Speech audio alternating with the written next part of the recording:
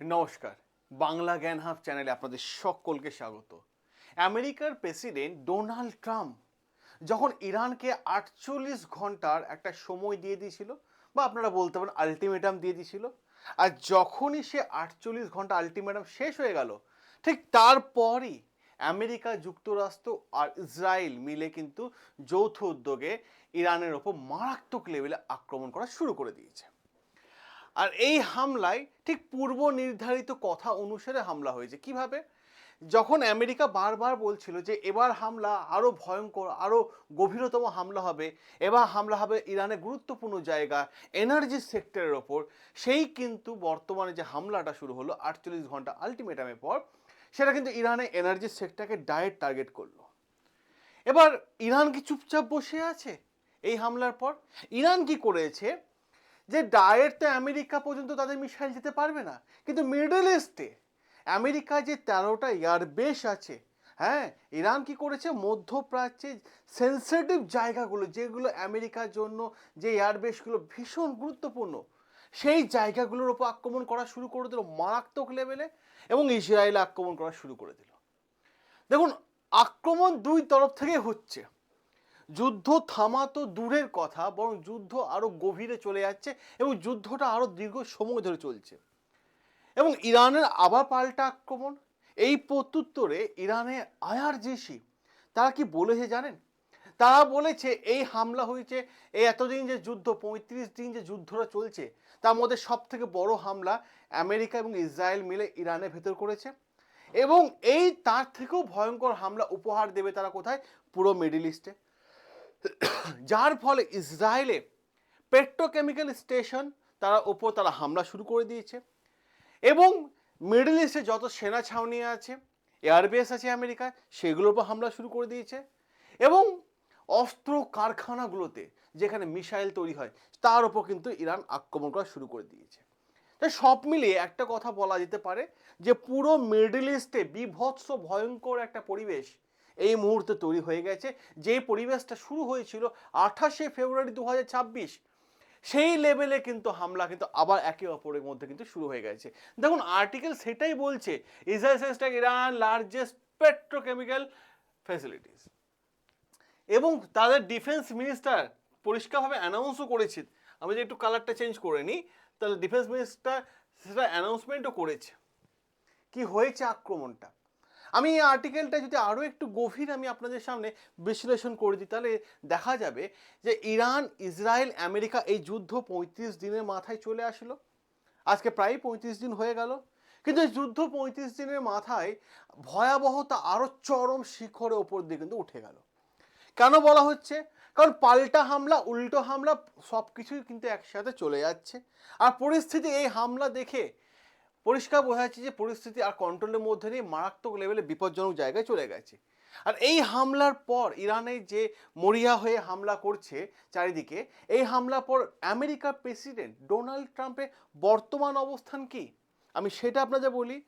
আমেরিকার ভেতরে যখন ট্রাম্পকে নিয়ে নানান প্রকার সমালোচনা চলছে, যে তারই পার্টির লোকরাই তারা বুঝতে পারছে না যে অ্যাকচুয়ালি ডোনাল্ড ট্রাম্প চাইছেটা কি, কার কথা শুনছে ডোনাল্ড ট্রাম্প, কার কথা শুনে ডোনাল্ড ট্রাম্প এই যুদ্ধে ঝাঁপিয়ে পড়েছে, এবং যুদ্ধ থামাচ্ছে না কেন, যখন তারই পার্টির লোকেরা তাকে নিয়ে সমালোচনা, হাসি ঠাট্টা করছে, ঠিক তখনই তখনই অপরদিকে অপোজিট যে পলিটিক্যাল পার্টি আছে বা সাধারণ মানুষ আছে, যারা ডোনাল্ড ট্রাম্পকে পরিষ্কারভাবে বলছে পরাজিত তকমা লাগাচ্ছে যুদ্ধে, ঠিক তখন ডোনাল্ড ট্রাম্প কিন্তু এমন একটা মরণ কামড় দেওয়ার চেষ্টা করছে ইরানের ওপর, যাতে পুরো সিচুয়েশনটা ঘুরে যায়।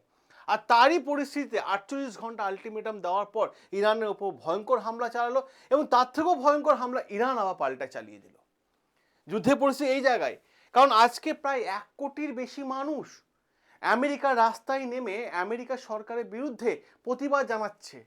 কারণ আমেরিকাতে মারাত্মক লেভেলে মুদ্রাস্ফীতি দেখা যাচ্ছে, প্রত্যেকটা জিনিসের দাম বেড়ে গেছে, পেট্রোল ডিজেলের দাম বেড়ে গেছে। এবার প্রশ্ন হচ্ছে, আমেরিকা ইরানে কোন কোন জায়গাগুলো বা কোন কোন গুরুত্বপূর্ণ সেক্টরগুলোকে টার্গেট করেছে? সেই সেক্টরগুলো হচ্ছে সিভিলিয়ান ইনফ্রাস্ট্রাকচার, যে ইরান পরিষ্কারভাবে বলেছিল যে তাদের সিভিলিয়ান ইনফ্রাস্ট্রাকচারের ওপর আক্রমণ হলে তারা কিন্তু ছেড়ে কথা বলবে না, তাদের ঘর বাড়ি, সাধারণ মানুষের ঘর বাড়ির ওপর যে আক্রমণ হয়, তাহলে ইরান কিন্তু ছেড়ে কথা বলবে না। সেই কাজটাই কিন্তু করে দেখালো কে? আমেরিকা। আর যখনই সে কাজ করে দেখালো, ইরানের কিন্তু পাল্টা হামলা শুরু হয়ে গেল। ইরান এটাও বলেছিল যে তাদের এনার্জি সেক্টরকে বারবার টার্গেট করছে আমেরিকা ও ইসরায়েল, সেটাতেও আমেরিকা হামলা করে দিল। এবং ইলেকট্রিক সেক্টরে হামলা করে দিল ডোনাল্ড ট্রাম্প। কারণ ডোনাল্ড ট্রাম্প কী বলেছিল যে তাদের ইলেকট্রিক সেক্টরকে হামলা করে তাদের দিন রাত অন্ধকার জগতের মধ্যে ইরানকে পাঠিয়ে দেবে। সে হামলা হয়ে গেছে। সব কিছুতে মার্কিন এবং ইসরায়েলে একসাথে যৌথ উদ্যোগে হামলা হয়েছে। আর এই হামলার পর আইআরজিসিও কিন্তু চুপ করে বসে নেই। ইরানের আইআরজিসি চুপ করে বসে নেই। এই আইআরজিসি ইতিমধ্যে বেপরোয়া ভাবে আক্রমণ করা শুরু করে দিয়েছে মিডল ইস্টের সমস্ত ঘাঁটিগুলোকে এবং ইসরায়েলের ওপর। এবং তারা মানে একদম মরিয়া হয়ে গেছে আমেরিকা এবং ইসরায়েলের বিরুদ্ধে যুদ্ধ করার জন্য। তাই তাদের বর্তমান যে হামলা আপনারা দেখতে পাচ্ছেন যে পেট্রোকেমিক্যালের ওপর, ফেসিলিটির ওপর কিন্তু হামলা কিন্তু তারা শুরু করে দিয়েছে। আমি আর্টিকেলটা আরেকটু নিয়ে যাই আপনাদের সামনে। দেখুন কি বলছে আর্টিকেলের মধ্যে। এবং সাথে সাথে বলা হচ্ছে পারস পেট্রোকেমিক্যাল আর আশালুয়ে পেট্রোকেমিক্যাল, এই দুটো পেট্রোকেমিক্যালের ওপর কিন্তু ইরান হামলা করে দিয়েছে। আশালুয়ে পেট্রোকেমিক্যালটা হচ্ছে সব থেকে বড়, যা যেখানে সব থেকে বেশি বোমা বর্ষণ করেছে। এবং সাথে সাথে আশালুয়ে পেট্রোকেমিক্যালের প্রোডাকশন সম্পূর্ণ বন্ধ হয়ে গেছে, ব্যাপক ক্ষয়ক্ষতি হয়েছে, ব্যাপক আক্রমণ হয়েছে। এছাড়াও মোবিন ইলেকট্রিসিটি প্ল্যান্ট এবং সাথে সাথে ডামোট ওয়াটার সাপ্লাই প্ল্যান্টের ওপর কিন্তু আক্রমণ চলছে মারাত্মক লেভেলে আক্রমণ চলছে। এর সাথে যদি আমরা আরও কিছু গুরুত্বপূর্ণ জায়গা করে দেখি তাহলে দেখতে পাবো কুয়েতে যদি দেখেন মার্কিন সেনা ঘাঁটির ওপর ইরান আবার হামলা করে দিয়েছে। বিশেষ করে বুবিয়ান দ্বীপ, এই বুবিয়ান দ্বীপ হচ্ছে কুয়েতের একটা অন্যতম গুরুত্বপূর্ণ দ্বীপ। আর এই দ্বীপ দখল করে বসে আছে কে? আমেরিকা। সেই দ্বীপের ওপর হামলা শুরু করে দিয়েছে। ফলে একাধিক মার্কিন সেনা আহত এবং নিহত খবর কিন্তু এক এক করে আসা শুরু হয়ে গেছে। এবং প্রশ্ন এখানে, আহত যে এতজন হচ্ছে এদের অবস্থান কি, এখন কেমন আছে? এদের যারা আহত হয়েছেন তাদের সঙ্গে কুয়েতে হসপিটালে নিয়ে যাওয়া হয়েছে। 3টে হসপিটাল গুরুত্বপূর্ণ। সাবা হসপিটাল, এই হসপিটালে ভর্তি আছেন। মোহাম্মদ আল আহমেদ হসপিটাল, আর একটা সব থেকে গুরুত্বপূর্ণ এবং কাছে মানে বুরিয়ান দ্বীপের থেকে একদম কাছে নিকটবর্তী আলী আল সালিম হসপিটাল, এই হসপিটালের মধ্যে সকলে কিন্তু অ্যাডমিট করা হয়েছে। দেখুন যখনই আক্রমণ হয় তখন ক্ষয়ক্ষতির পরিমাণটা কিন্তু মারাত্মক লেভেলে বেড়ে যায়। আমেরিকারও যেমন কোটি কোটি টাকা ক্ষয় হয়েছে, ধ্বংস হয়েছে, সেরকম ইরানেরও কিন্তু ধ্বংস হয়েছে।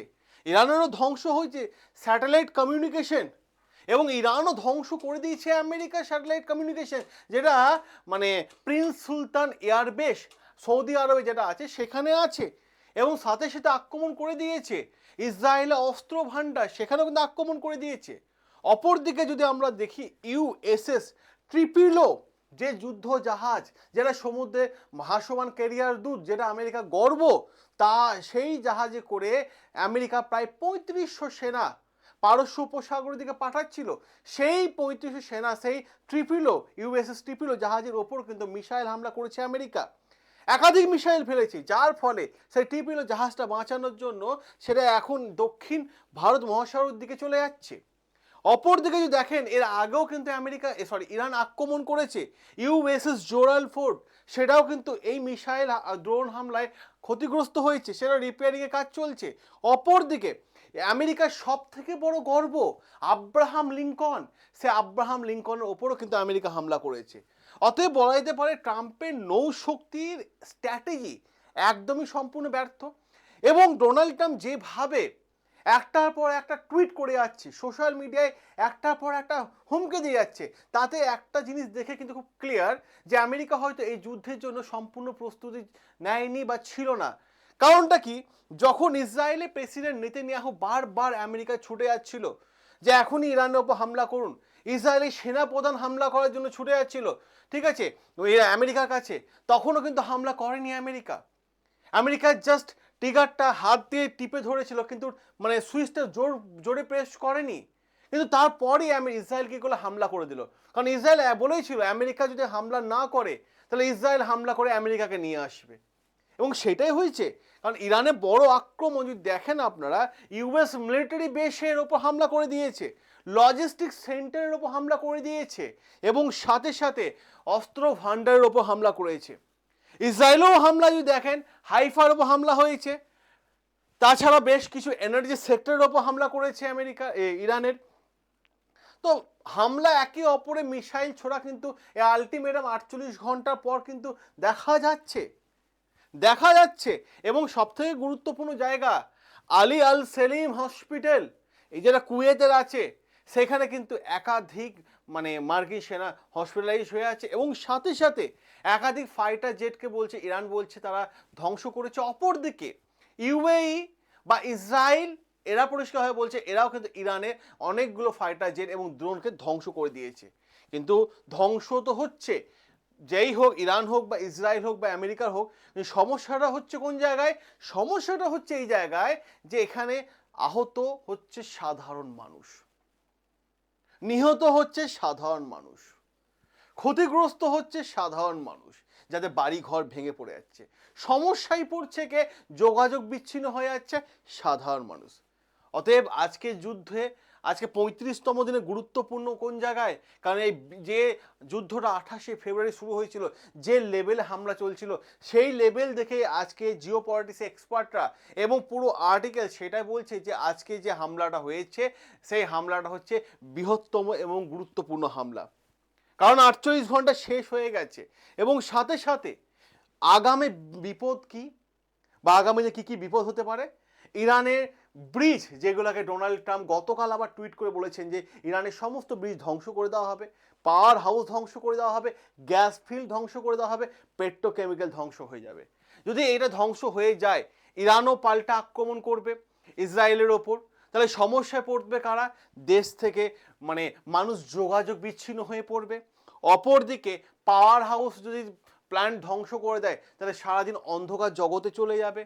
গ্যাস ফিল্ডে আক্রমণ হয়ে গেলে মানুষ রান্না করতে পারবে না, হ্যাঁ, ইলেকট্রিসিটি চলবে না।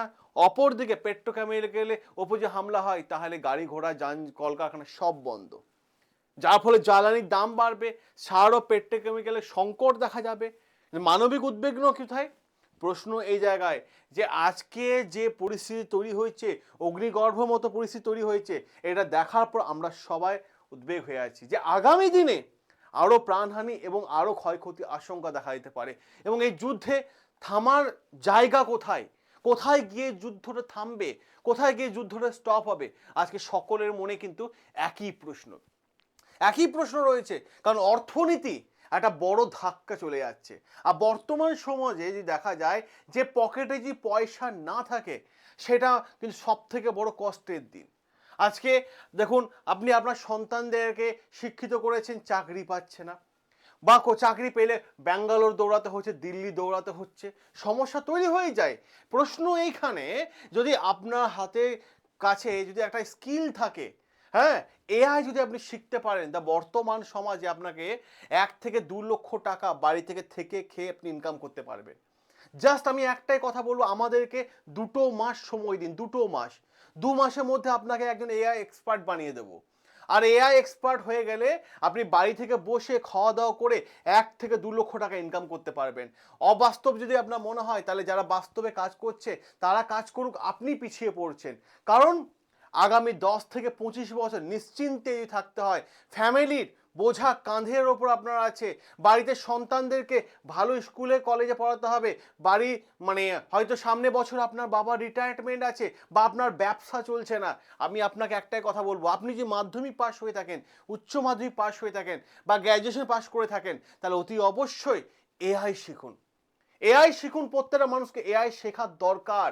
কারণ একবার হলেও নিজের ভবিষ্যতের জন্য তাকিয়ে এই হোয়াটসঅ্যাপ নাম্বার, যেটা আপনার জীবন বদলে দেবে, 9322813134, এই হোয়াটসঅ্যাপ নাম্বারে হাই এআই লিখে পাঠান। আমাদের টিম আপনাকে অ্যাডমিশনের ব্যবস্থা করে দেবে। জাস্ট 2 মাস। অনেক জায়গায় অনেক টাকা পয়সা নষ্ট করেছেন, অনেক টাকা ইনভেস্ট করেছেন, কিন্তু এখন কোনো জায়গার চাকরির জন্য টাকা দিতে হবে না। এখন শুধুমাত্র আপনি নিজে স্কিল শিখুন, ঠিক আছে? স্কিল শিখুন, যেখানে স্কিল শিখে আপনি ভালো রকম একটা জায়গা পৌঁছাতে পারবেন। সকলে ভালো থাকবেন, সুস্থ থাকবেন, সাবস্ক্রাইব করে নেবেন আমাদের চ্যানেল, যেখানে প্রতিটা আর্টিকেল তুলে এনে আমি আপনাদের সামনে আলোচনা করে থাকি। দেখা হবে আপনাদের সাথে নতুন আরও একটা আর্টিকেল নিয়ে।